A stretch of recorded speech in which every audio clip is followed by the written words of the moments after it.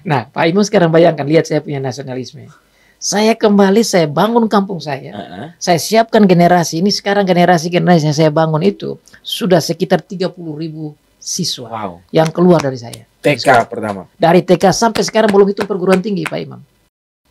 Mereka tidak berani bully saya karena begini, saya ini konsentrasi di sekolah itu fokus tatkala guru ngajar. Meskipun saya kurang belajar. Tetapi saya mampu mengingat pelajaran itu. Nah, teman-teman saya ini kebanyakan mereka nakal-nakal, kurang konsentrasi. Kalau mereka bully saya, nanti kan saya dapat bocoran. Nah, kebanyakan mereka tuh tidak belajar. Nah, jadi tidak boleh kalau bully saya, habis nanti dia. By the way, keberhasilan Om ini bukan hanya di Om aja. Jadi kalau saya salah dengar, anaknya Om ini, Om Pendeta adalah by the way pemain nasional ya. Hari ini mereka lagi di Vietnam, nah, kan? Piala Asia. Pemain bola nasional. Siapa Om namanya? Kita sebut.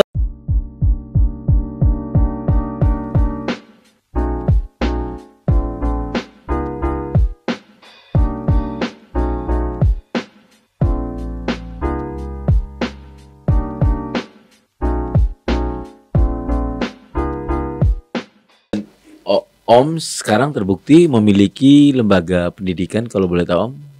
Jadi tadi saya cerita saya belajar di Australia, kemudian saya belajar di Kanada sana.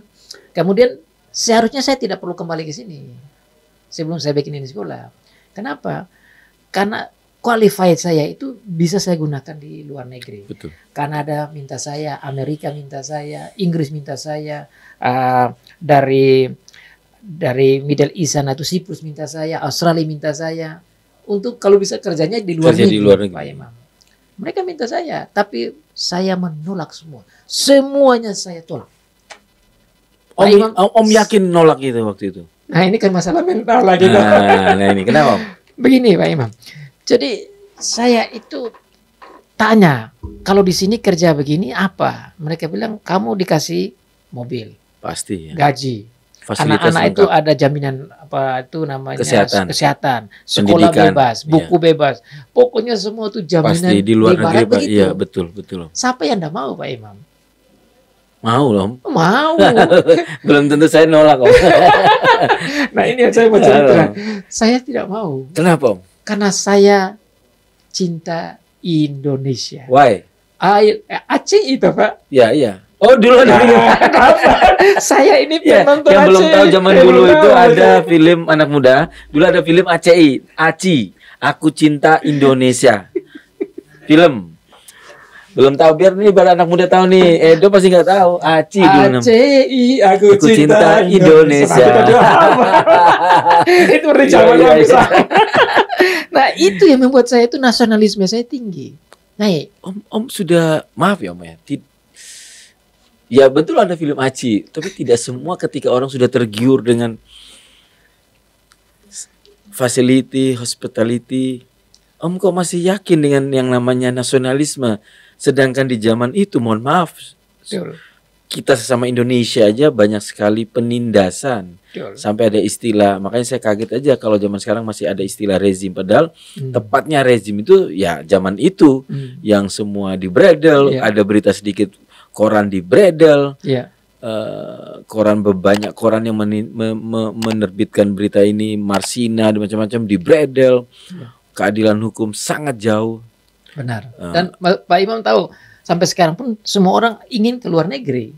Sampai sekarang. Apalagi dulu.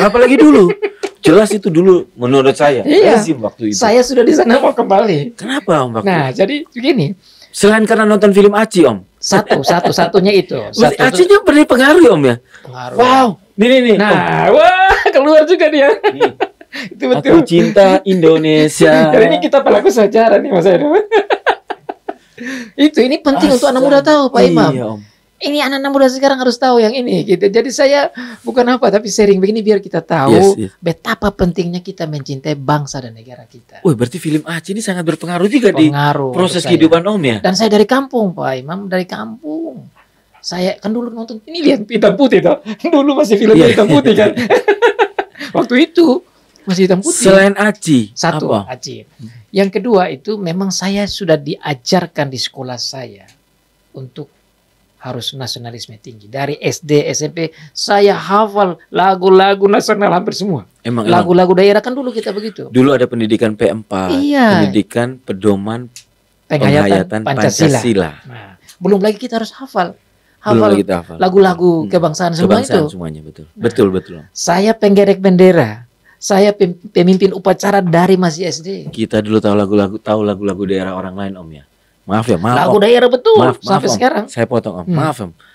Edo lagi. Do, lagu ampar-ampar pisang kayak gimana? Ampar-ampar pisang. Pisangku belum masak. Tahu dia. Masak sedikit. Nah, iya, Om, Mbak. Itu. Iya. Jadi kita disuruh hafal itu semua. Itu bagian dari nasionalisme sebenarnya. Benar. Mencintai suku, mencintai budaya. Jadi saya kira pengaruh itu ada di pendidikan saya. Dan tertanam di tertanam. Waktu itu. Itu yang kedua. Tapi satu lagi yang membuat saya itu mau pulang kampung. Karena saya lihat di luar negeri itu sudah sangat bagus, sangat berhasil. Saya seperti berhutang kepada kampung. Saya. Wow. Makanya Pak Imam, saya pulang kampung, saya bikin sekolah di muka rumah saya. First time itu ya? First time. Uang belum ada, Pak Imam. Tapi saya mohon kepada Tuhan Allah, tolong supaya berikan saya jalan keluar. Saya mau bangun kampung saya. Sekolah yang pertama Om bangun di kampung itu apa? SD, SMP, SMA? Saya start dengan TK karena memang uang belum ada. Oh iya. Om kembali di rutinitas yang biasa, kampung yang fasilitasnya biasa. Minim. Benar sekali. Saya belum ada motor, belum ada apa-apa saya waktu itu. Saya start dengan nol. Memang saya pulang kampung dengan nol. Tapi Om punya mimpi besar. Saya punya mimpi besar. Itu yang jawaban paling utama. Kalau saya mau tinggal di sana, waktu itu saya enak sudah. Wah, kan gaji besar sudah tamat, gaji besar, mobil rumah semua disiapkan. Maaf Om, mobil rumah, maaf Om. Om kan juga waktu tapi belum menikah kan? Belum. Oh iya. Belum. Andai kan sudah menikah Om pasti nggak balik. Tidak juga. Oh gitu. Kan Imam. Ibu, saya tahu Ibu belum diketahui Victorian. Ibu asli. Ibu dari Kanada sana. Istrinya Om Pendeta orang Kanada. Nah, Pak Imam sekarang bayangkan, lihat saya punya nasionalisme. Saya kembali, saya bangun kampung saya. Saya siapkan generasi. Ini sekarang generasi yang saya bangun itu sudah sekitar 30.000 siswa yang keluar dari saya. TK pertama. Dari TK sampai sekarang belum hitung perguruan tinggi Pak Imam yang saya bangun. Dari nol. Nanti saya cerita caranya sebentar. Tapi kita kembali ke keluarga. Pak Imam, saya porong istri saya yang dari Kanada yang hidup enak itu. Ikut ke saya tidur di atas tikar Pak Imam. Wow. Ikut saya untuk Indonesia. Makanya ini kayak gini saya mau sharing biar kita sama-sama lihat betapa kita harus. That is the name is love. That's right. Tapi Pak Imam bayangkan orang tua mereka itu, kakak adik mereka tidak mau izinkan Pak Imam. Kakak adik mereka itu sampai menangis. Selama hidup saya belum pernah lihat orang Barat itu menangis. Maaf kata Pak Iman, bagi saya itu kalau kita orang Indonesia nangis biasa. Orang Barat nangis gak biasa ya. Orang asing menangis saya baru pernah lihat. Itu saya punya istri, punya kakak yang badannya besar tinggi. Mereka orang betul berhasil semua secara ekonomi. Tapi ini mereka punya adik perempuan bungsu. Harus keluar dari sana datang ikut saya Indonesia yang waktu itu Pak Imam tahu NTT apalagi masalah Timor Leste apa semua kan saya kasih saudara mereka ke kampung yang lagi perang itu yang pakai istilah air sudekat. itu daerahnya itu. Ya Allah. Jadi saya bersyukur Tuhan mengizinkan menggerakkan istri saya itu mau datang tinggal dengan budaya yang berbeda, hidup yang berbeda, makan yang berbeda, susah sama saya. Tetapi karena itu saya mencintai negara saya ambil orang dari negara lain untuk datang membantu kampung saya. Tapi sekarang bukan saja kampung, karena sekolah-sekolah sudah merajalela di Indonesia, di mana-mana, termasuk perguruan tinggi ini. Dan saya membawa orang-orang dari luar lagi datang untuk jadi berkat. Termasuk saya bawa ke Madura. Saya bawa ada 10 perguruan tinggi, the best perguruan tinggi dari India. membantu santri-santri di Madura yang bukan Kristen, Pak Imam. Coba Imam bayangkan. Makanya para kiai sayang saya. Pendidikan apa itu, Om? Perguruan tinggi semua. Untuk tinggi, bawa santrinya itu sekolahnya di India.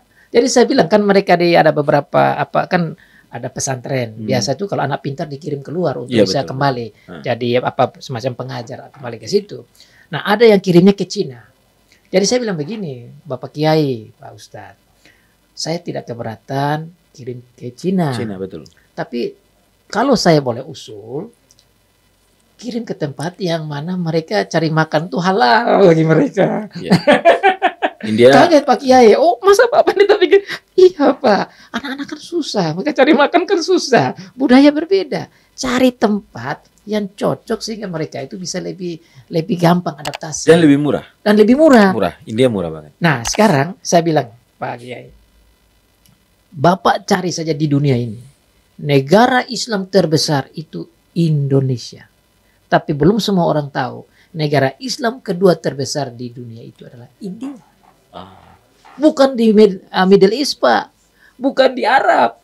Bukan. Negara Islam terbesar di dunia di India. Nomor 1 kita Indonesia.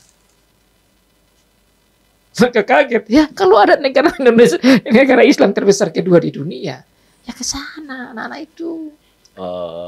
Terus mereka bilang, bagaimana Pak Pendeta bisa? Oh, saya bawa orang. Saya bawa rektornya apa semua. Saya bilang ini, mereka siap sponsor. Murah juga, silakan. Murah. Saya nonton YouTube beberapa sekolah yang kuliah di India punya channel. Ternyata murah-murah makanannya. Pak Imam, selain itu India sekarang is one of the best country for education. Pendidikan kesehatan mereka luar biasa. Teknologi mereka luar biasa. Iya. Luar biasa mereka. Dan satu perguruan tinggi saja punya areal itu sekitar 100 hektar. 80 hektar sampai 100 hektar. Brawijaya besar ini kalah. Dan mereka itu akreditasinya A plus. Jadi 5A-nya. Kita di sini kan palingan akreditasi A aja. Pak Imam kan pernah di perguruan tinggi kita di sini di mana kemarin itu di Muhammadiyah. Saya tidak tahu Muhammadiyah ini, ya kalau saya tahu itu Muhammadiyah juga A ya kalau tidak salah. Ya. Tapi itu A saja. Ini A plus. Artinya sudah tidak bisa A lagi gitu. Itu gilanya mereka itu. Hebatnya di India. Ya, penelitian riset yang banyak juga di India. Sangat luar biasa. Nah, saya sebagai orang yang punya nasionalisme tinggi, tanggung jawab saya sebagai orang Indonesia, saya dapat koneksi di mana saya bawa. Saya bawa ke itu. Salah satu yang saya mau tuh bantu tuh Madura. Kenapa? Karena Madura itu agak terpencil di sana. Sekarang sudah ada itu jembatan Suramadu, jadi lebih gampang. Tapi dari dulu tuh sulit. Nah, saya punya harap dengan begini, Madura itu bisa terbuka. Jadi saya ke sana saya bikin slogan. Saya buat video dengan Pak Bupati, saya bilang bagi kemana-mana. Madura aman, Madura nyaman, welcome to Madura. Saya kasih tahu ke semua. Dengan adanya Suramadu tujuan kan begitu, biar open mind istilahnya. Open mind jadinya, dan kuncinya itu di pendidikan sebenarnya. Supaya jangan sampai kita terlalu pakai kita punya kekakuan kita punya ini. Iya. Kita perlu terbuka dan harap-harap dengan begitu daerah itu lebih maju. Itu Pak Imam. Jadi kembali ke tadi yang pulang itu, saya borong istri saya karena istri saya dia bagian lebih kuat di bagian pendidikan. Iya.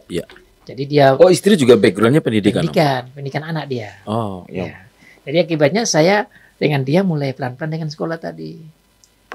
TK kita bangun, kemudian SD kita bangun, SMP kita bangun, SMA kita bangun, SMK saja barangkali kita ada 8 buah SMK sekarang.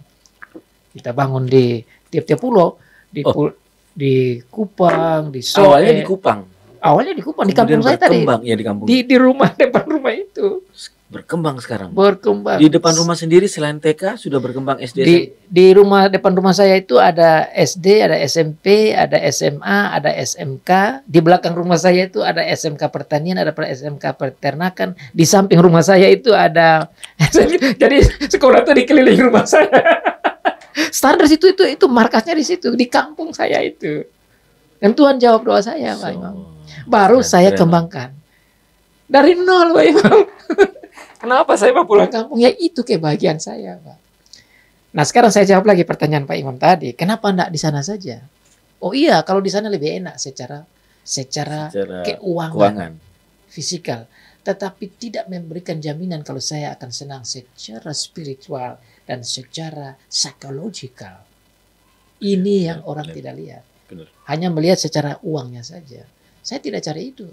Karena apa? Bagi saya, makan kan satu piring kita udah kenyang. 2 piring tambah 3 piring udah muntah. Sudah muntah. Tidak ada orang yang mampu kalau makan itu pun ya. Iya. Prinsip saya begitu. Ya. Saya pulang cukup 1-2 piring yang lain saya harus menolong orang-orang yang lain. Dan saya kira Tuhan melihat hati saya bahwa saya siap untuk menolong banyak orang. Dan Pak Imam, saya itu maaf katain saya bilang aja. Tatkala saya pulang ke rumah saya ini tanah yang kita beli untuk sekolah yang sekarang ada 8 sekolah itu kan saya tidak ada uang. Ini orang punya tanah di muka jalan raya yang mahal sekali. Saya tidak punya uang. Di situ harga waktu itu hampir kalau tidak salah itu 200 sampai 300 juta. Nah bagaimana itu bisa jadi? Saya hanya percaya Tuhan ini kaya raya. Kita percaya Tuhan pencipta langit dan bumi. Betul.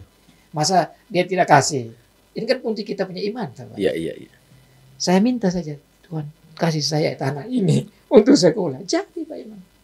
Dan selalu saja ada jalan. Jalan. Selalu saja ada jalan. Dan itu saya pikir makanya kita nih kalau beriman nih betul. Kalau kita goyang-goyang nanti hidup kita juga goyang. Kalau beriman yang betul. Iya. Dan ini Pak Imam, ini yang saya alami. Saya alami tadi yang Pak Imam tanya tuh kok kenapa tidak sudah enak di sana kok datang. Tapi ini faktanya, saya buktikan kembali. Menurut saya melayani orang paling enak itu kalau kita melayani orang. Ada kenikmatan tersendiri. Dan saya dari kecil saya sudah punya filosofi sejak saya masih kecil sekali. Saya punya filosofi itu begini. Kebahagiaan saya ada di kebahagiaan orang yang saya kasih dia bahagia. Jadi kalau saya lihat Pak Imam bahagia karena saya menolong, saya punya kebahagiaan itu lebih banyak. Berjubel-jubel dari Pak Imam sendiri. Berkali lipat. Dan itu saya nikmati. Itu banyak orang mau kalau bisa saya ambil dari Pak Imam, saya aja yang enak, Pak Imam biar parah di situ kan, biar jadi korban toh. Iya. Tapi itu filosofi menurut saya tidak menolong. Tidak menolong justru ya. Ya, justru yang paling bagus itu jika saya bisa menderita dan Pak Imam bahagia. Di situ kebahagiaan yang saya dapat itu jauh lebih besar. Dan itu Pak Imam yang buat saya itu kenapa balik Indonesia. Karena saya tahu saya punya daerah sulit waktu itu. Hanya saya datang dengan Tuhan yang hebat. Waduh. Sebelum kita lanjut, sebenarnya Bapak sama Mama sangat berperan, Om. Saya punya orang tua. Iya. Bapak saya itu juga seorang pendeta dan misionari yang sangat sederhana, Pak Imam. Sangat sederhana. Itu mungkin iya. Saya punya ayah itu, dia itu sekolahnya tidak cukup. Tetapi dia karena kemampuan berbicaranya bagus, dia pintar, sehingga dia diangkat jadi seorang pendeta. Kemudian dia mulai, saya belajar banyak dari dia. Saya sangat dekat dengan bapak saya. Kemana saja saya pasti ikut. Saya ikut dia dan saya belajar. Dia sudah susah, dia masih memelihara orang tuh bisa 30 sampai 50 orang di rumah saya, Pak Imam. Dan saya belajar menghargai orang lain itu akibat bapak saya itu. Belajar melayani orang lain. Ya. Berkatnya langsung iya. Jadi saya lihat saja dia kumpul orang di sini, datang di rumah dari kampung-kampung, makan minum di situ. Jadi saya ini punya saudara banyak, Pak Imam. Iya. Dan akibat saya mengasihi orang di rumah saya lebih gampang bergaul. Karena sudah dari rumah saya terima semua orang. Bapak saya memang ajar kami begitu. Jadi kalau Pak Imam tanya pengaruh dari bapak saya itu contoh real yang saya lihat. Dia rela berkorban untuk orang lain. Selain kami anak-anak. Dan dia juga tidak keberatan untuk omong-omong begini. Berdebat habis-habisan. Kita diajar untuk saling berdebat. Jadi saya belajar di rumah sebenarnya. Artinya Bapak bukan mendapat pesan, tapi Bapak langsung melihat real praktek yang langsung dilakukan oleh ayah sendiri. Betul. Dan dia melayani, dia jalan ke kampung-kampung untuk tadi itu pergi dakwah, mengajar, berkhotbah. Udah orang sederhana Pak Imam. Pas dia cari hidup untuk dirinya sendiri. Dia tidak ada gaji dari gereja. Tidak kasih. Tapi dia korbankan lagi dia punya pekerjaan itu untuk melayani umat. dan untuk umat Pak Imam. Dan saya belajar itu. Ternyata kita berkorban untuk orang ini, wah, tidak bisa diungkapkan dengan kata-kata. Dan rezekinya lebih lancar. Rezekinya kan bisa banyak hal. Dan saya lihat itu. Saya pikir mungkin juga bagian dari doa-doa dia. Sampai saya bisa dapat satu pasang ibu dari luar. Itu juga mungkin doa dari dia. Saya tidak tahu isi doanya, tapi tidak tahu orang tua berdoa untuk kita anak-anak.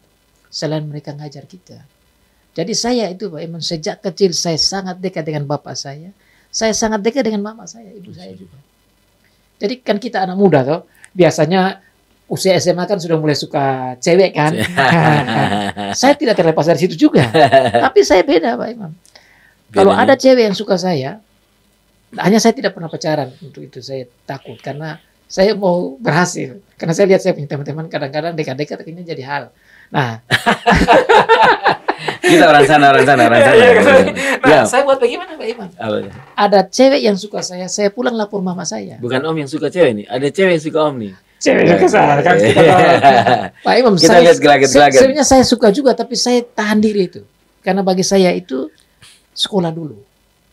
Makanya saya umur 30, hampir 30 baru saya nikah. Sebelum di bawah itu saya lebih. Om punya skala prioritas ya. Saya Om punya bisa prioritas, kontrol betul. ya. Prioritas saya itu yaitu di pendidikan saya. Karena kalau saya sudah belajar banyak, sudah ini saya berhasil, dengan sedihnya pasti saya gampang dapat pasangan. Kan anak muda banyak cobaan, mental masih kadang-kadang. Itu yang membuat Om kuat apa? Bisa ngontrol kayak gitu. Pak Emang waktu itu salah satu yang paling berat itu kan kita anak-anak SMA itu kan pertama merokok, mabuk, kenal dengan cewek, ya kan? Ya itu saya lihat. Tapi puji Tuhan Pak Imam, saya tidak pernah merokok sama sekali. Mohon maaf, Bapak keras sonde? Sonde. Tidak. Bukan bapaknya keras, bapak saya keras, tidak. Memang dari saya. Dari saya itu, saya tidak suka itu. Saya tidak suka rokok, bir pun saya tidak suka. Jangan bilangnya alkohol, bir pun saya tidak mau. Jadi saya memang dari kecil itu saya sudah, puji Tuhan lah, saya sudah tahu mengatur diri saya itu. Benar-benar doa bahaya banget ya Om, sudah bisa punya karakter mengontrol, self controlnya udah langsung. Betul. Cukup ada. Kan anak muda remaja biasa masa pencarian kan kepingin tahunnya yang tinggi Om. Benar. Iya enggak Om? Benar. Apalagi faktor lingkungan teman-teman. Benar. Daerah sana lagi timur. Daerah sana lagi. Om punya itu berarti doa ayah banget kuat. Saya pikir doa dari orang tua dan mungkin karena saya dekat. Saya punya, kalau saya sudah pulang sekolah tuh Pak Iman, saya bisa cerita saya punya sejarah sekolah tuh bagaimana. Menderita juga. Tapi saya kalau pulang, pasti saya sudah dengan bapak saya. Apa bapak saya punya kerja? Dia kerja sawah. Selain dia di gereja. Dia kerja sawah. Sawahnya ya lumayan. Nah saya itu harus jual kue. Saya waktu SD itu, usia SD itu Pak Imam, saya jual kue. Itu belajar mental untuk saya. Bagaimana kita bisa rela jual kue, terus kadang-kadang orang tuh nolak kita. Wah kuenya kok jelek, kuenya enggak enak. Nah kan kita jual mau laku. Pak Iman kan orang di situ tahu itu. Ditolak itu tidak gampang. Itu belajar mental saya di situ. Sudah teruji saat itu. Sudah Om belajar gitu. Iya, jual kue. Saya jual kue itu keliling sawah. Ada 150 hektar itu. Saya keliling untuk jual kue sampai habis. Kue ditukar dengan padi. Kemudian saya jual kue dapat dengan uang tuh pagi-pagi. Jadi saya bangun pagi-pagi, saya jual kue dulu ke rumah-rumah. Pergi ke sekolah, pulang sekolah, jalan kaki. Pulang sekolah, saya siap bantu mama saya untuk kue sebentar sore.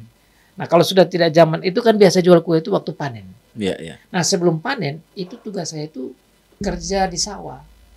Oh bantu. Nah kerja sawah tuh Pak Imam itu saya tidak tahu latar saya ikuti semua di sawah tuh Pak Imam. Pertama tuh harus ada istilahnya sapi itu diluku, istilahnya luku. Jadi dibajak. Oh dibajak. Bajak itu pakai sapi. Kita pakai di belakang pegang baru sapi tarik dia putar itu tanah tuh balik. Bajak namanya. Setelah bajak langkah kedua namanya sisir. Sisir itu dia pakai sapi tarik terus ada mereka jalur gitu Om. Jalur untuk nanti itu dipaku itu besi beton di kayu baru dia besi betonnya kayak gini. Iya. Nah nanti dia garuk kasih tanah. Rata. Jadi itu namanya sisir. Oh, iya. Saya di belakang sapi pukul sapi tarik asik.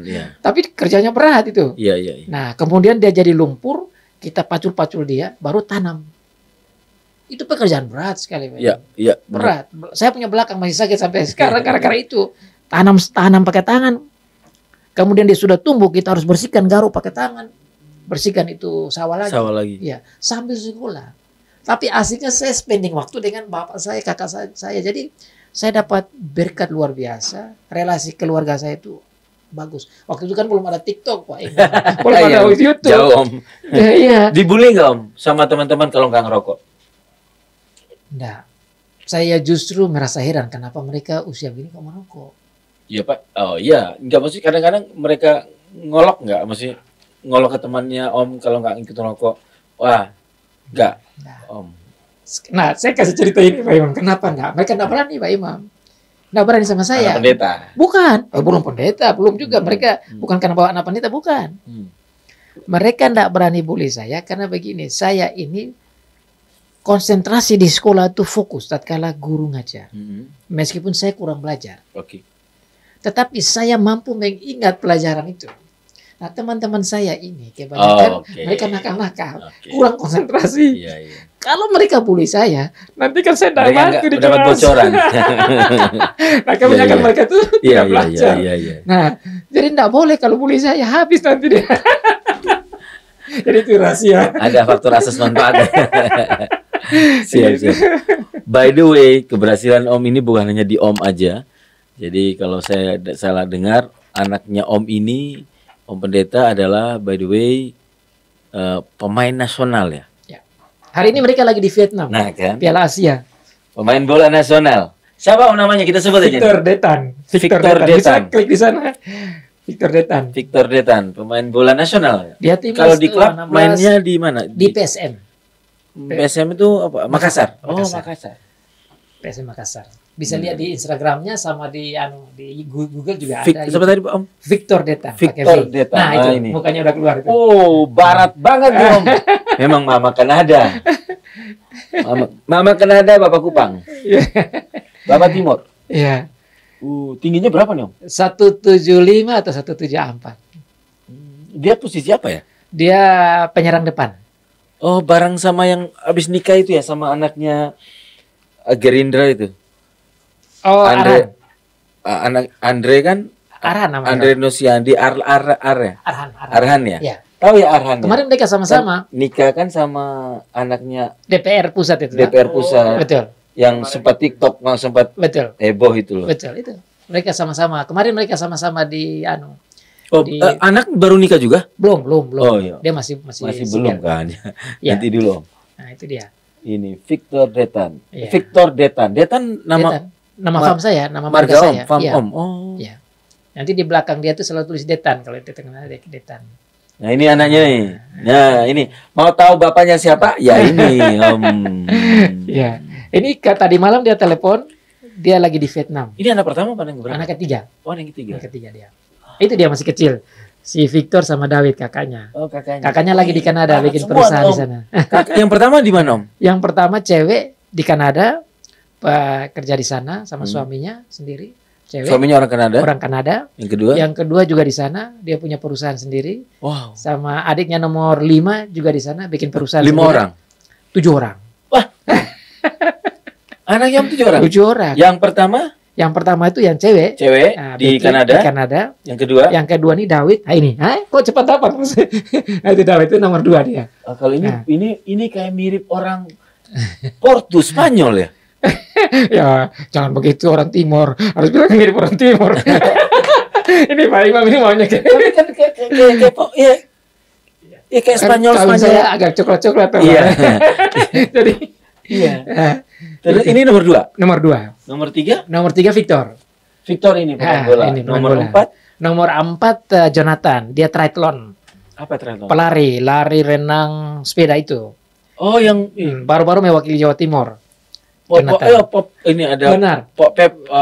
Prof. Benar, dia ikut. Mewakili apa Prof? Jawa Timur. Oh, Jawa Timur. Dari kota? Dari Malang sini. Oh, Malang. Iya. Kota Malang. Kota Malang. Kapan lalu sekretaris KONI teman saya itu. Tanya anak saya Jonathan pasti dia tahu. Mereka yang atur si Jonathan. Namanya siapa, Om? Jonathan Detan. Jonathan Detan. Oh, nama kayak mirip. Oh, Om Jonathan. Jonathan. Ini yang itu nomor 4. Nomor 4. Nomor 5? Nomor 5 di Kanada. Ya, ini masih kecil dong, Om. Masih kecil tapi punya perusahaan juga sendiri. Ada di situ. Berapa? Berto Detan. Dia umur baru 17 sekarang. Kemarin punya ke Kanada perusahaan umur sendiri. 14 tahun saya kirim Perusahaan dia. apa? Ini yang saya mau ngomong tentang mental nanti. Ya? Nanti Om, perusahaan apa? Nah, dia punya perusahaan pembersihan rumah, pembersihan Tinggal sendiri gas, di sana Om. tinggal sendiri. Cewek apa cowok nih? Cowok. Cewek Oh, cowok. 2 saja, yang lain cowok semua. Ini yang nomor 5 cowok. Nomor 5. Nomor 6 itu cowok juga. Hmm. Itu namanya Esekaya. Ini Jonathan. Loh, kok cepat sekali Mas dapat ya. Ini Jonathan. Atlet itu. Nah, itu nomor yang keempat. Nah, itu dia. Oh. Nah, itu dia. Ya. Keren. Oh ini nih saya tanya di Koni. Tanya kok nih pasti tahu. Dia. Terus nomor 6, nomor 7. Nomor 7 cewek. Cewek masih umur 10 tahun di rumah. Ah, Kapan-kapan nanti saya bawa ke sini. Iya, biar iya, Pak Ibu iya. bisa lihat. Jadi kenapa 7? Karena kalau di Alkitab itu angka 7 itu sempurna. Angka sempurna. Agak sempurna. Iya. Jadi tetapi sempurna itu artinya di mana-mana. Nah, saya tidak tahu di Al-Quran Pak Imam, tapi kalau di Alkitab Kejadian itu bilang beranak cuculah dan bertambah banyaklah. Penuhilah bumi. Oke. Nah, jadi Tapi tidak menyebut angka. tidak sebut angka. Tapi kalau bilang penuhi bumi artinya banyak. Banyak ya. Nah, kalau di Indonesia kan bilang 2 kan menurut saya bukan banyak itu. Pak Imam punya berapa? 3. Nah, berarti tinggal 4 tahun baru tambah. Kalau mau ikut saya tinggal 4. 3. Iya. Kalau mau 7. Iya. Tapi kalau mau angka yang lain juga, di Alkitab itu selain 7 itu 10 itu juga angka sempurna begitu. Jadi saya mengarah ke situ. Iya. Nah, kenapa ini? Tadi saya sudah bilang, dengan sekolah ini saya udah lebih dari 30.000 anak ada di bawah saya. Kalau saya mau omong ini, kalau istilah Islam, santri-santri saya itu Mas. Kalau istilah dia, apa namanya? Pondok. Istilah pondok santri. Iya, itu kan pondok-pondok saya. Bapak. Bahasa muslimnya Iya. begitu. Itu santrinya ada 30.000 istilahnya. Iya, jadi kalau saya mau bilang ini anak santri, anak-anak saya semua secara spiritual. Itu pakai nama lembaga yayasan atau apa Om? Namanya apa Om? Iya, lembaga namanya Reformasi. Oh namanya Sekolah lembaga Reformasi. Mas bisa ketika aja Sekolah Reformasi keluar di situ. Sekolah Reformasi. Sekolah Reformasi. Jadi SD, berarti yang reformasi yang di Batu bukan ya Om? Bukan. Oh bukan. Ya. Bukan. Saya punya ada di NTT, di Palu ada. Nah, sementara di sini TK, SD, SMP, SMA, SMK itu ada banyak. SMK komputer, SMK Kalau- pertanian, Kalau perikanan. kayak di Katolik kan ada SMK Katolik Santa Ursula, Betul. SMK Katolik Santa Yosef. Kalau nggak Santa. Betul. Iya. Nah, Nah, kalau kalau- Katolik itu Pak Imam, itu biasanya dibuat oleh ordo. Ordo, iya. Nah, betul. ordonya yang buat. Buat. Kalau yang Di saya or- buat ini tidak. Ini tidak ada ikatan dengan gereja. Tetapi persekutuan ada pimpinan-pimpinan kampung yang punya hati bersama saya kita jalankan. Jadi ini Berarti dalam persekutuan, tapi bisa beda-beda yayasan berarti Om. nah, biasanya satu. Yayasan tetap satu. Sama. Oh. Jadi saya meminta orang-orang tua sebagai penasihat bersama saya kita jalankan ini. Namanya Yayasan Yayasan Reformasi. Reformasi. Oh. Reformasi itu Pak Imam Dan kembali lagi untuk mereformasikan Indonesia. kayak awalnya pendirian Protestan juga reform. Ada juga hubungan dengan reform tadi itu. Reform. Jadi reformnya di gereja, reformnya politik. Begitu Pak Imam. Iya. Jadi tapi itu reformasi artinya pembaruan. Pembaruan. Bagaimana kita membawa pembaruan Lebih baik lagi. lebih baik lagi.